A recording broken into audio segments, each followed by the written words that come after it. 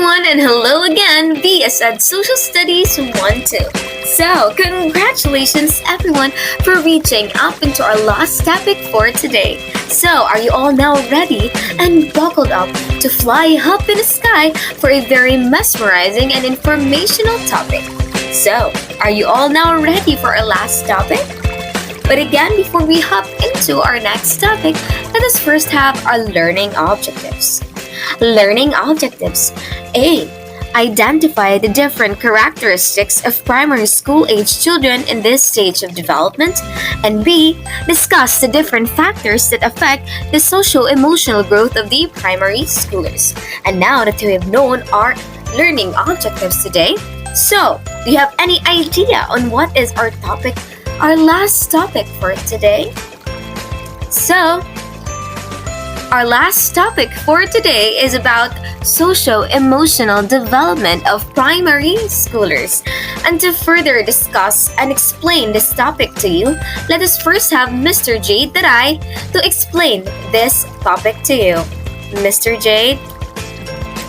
The developmental theorist Erikson formulated 8 stages of man's psychosocial development. Each stage is regarded psychosocial crisis, which arises that demands for resolution before the next stage can be achieved.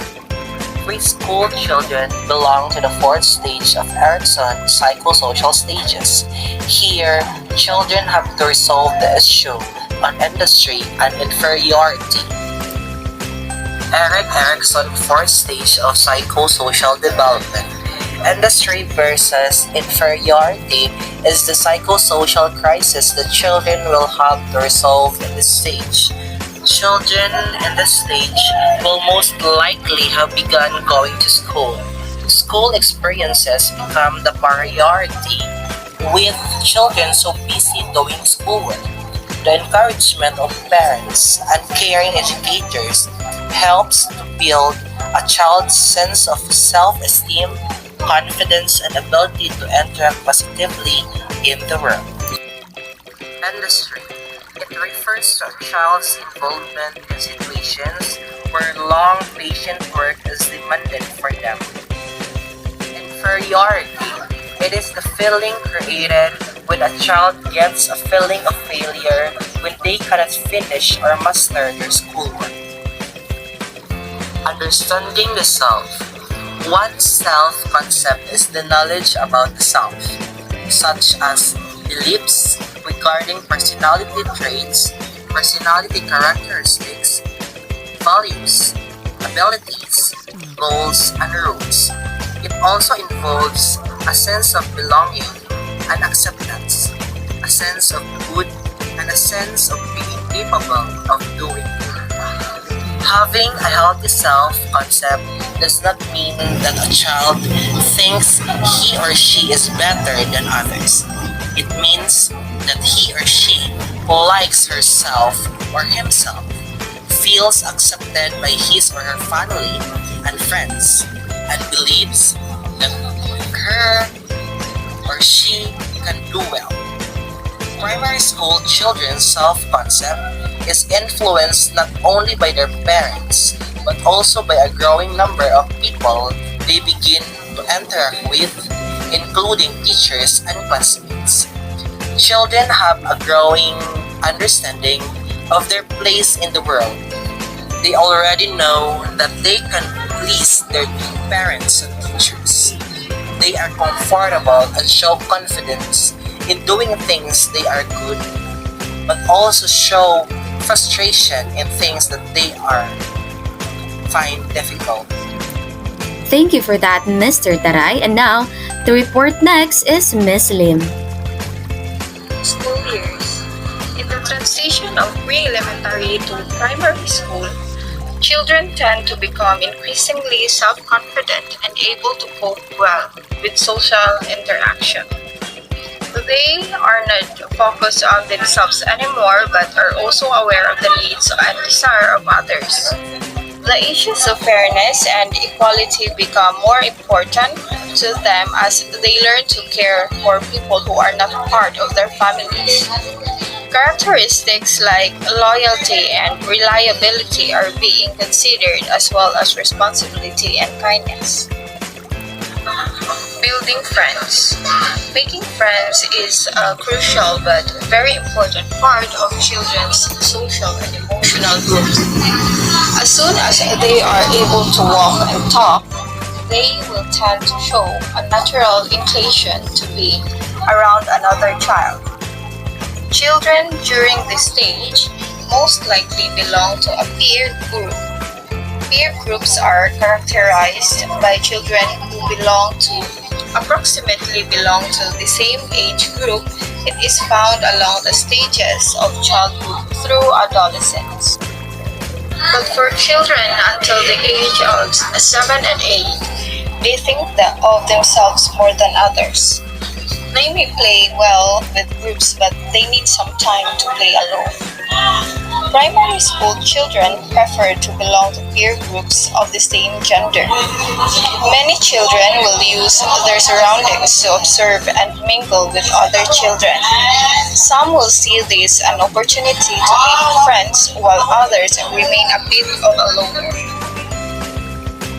Antisocial behavior. Some adults may perceive that some children's behavior toward other children as antisocial. When children poke, pull, hit, or kick other children when they are first introduced, it is fairly normal.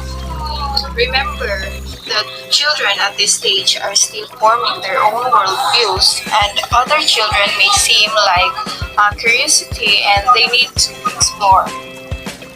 Parents and teachers can help children in making friends. You can consider the following. We have here first expose the children to kid-rich environment. Second, create a playgroup in your class and let children mingle with their classmates. Third, when your children hit other children, remind them that their behavior hurts others. And fourth, coordinate with the parents and other teachers so that the children will have greater opportunity to interact with other children. To add with what Miss Lim said, so parents and teachers can help children in making friends. So number one, expose the children to kid-rich environments. So as future teachers and or parents, it is very important for us to let our children be with other people.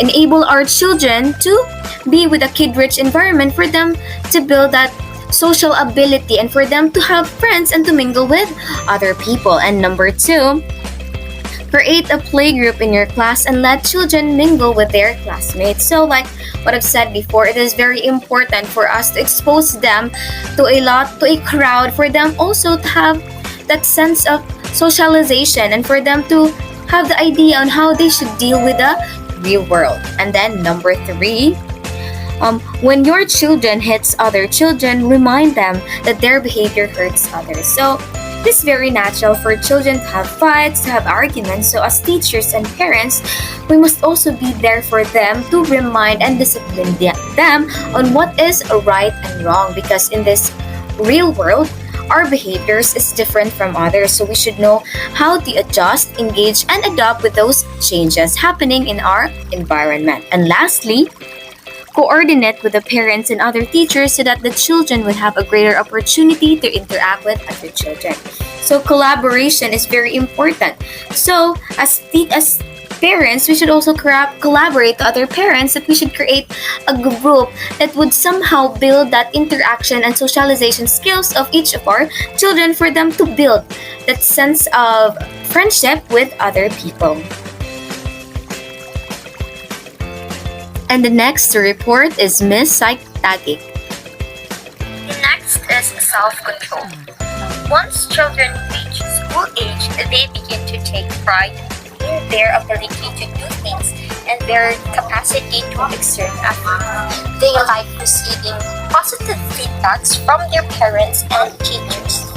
This becomes a great opportunity for parents and teachers to encourage positive emotional responses from children by acknowledging their mature, compassionate behavior. Patience.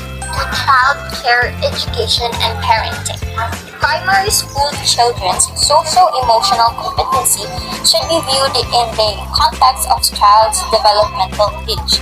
Healthcare providers, teachers, and parents should be able to gain understanding of their child's social-emotional strengths and weaknesses by observing the child's behavior at home. Second, work collaboratively with the child's parents and healthcare providers to expand one's insight on the child's development.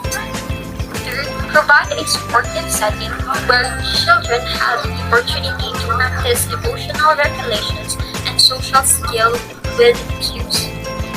Fourth, give children activities when they can practice taking turns and playing cooperatively.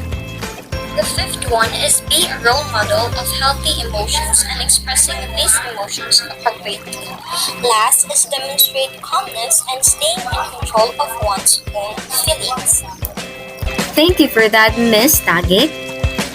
And thank you all for listening. And I am immensely grateful for all your cooperations up until our last topic for today.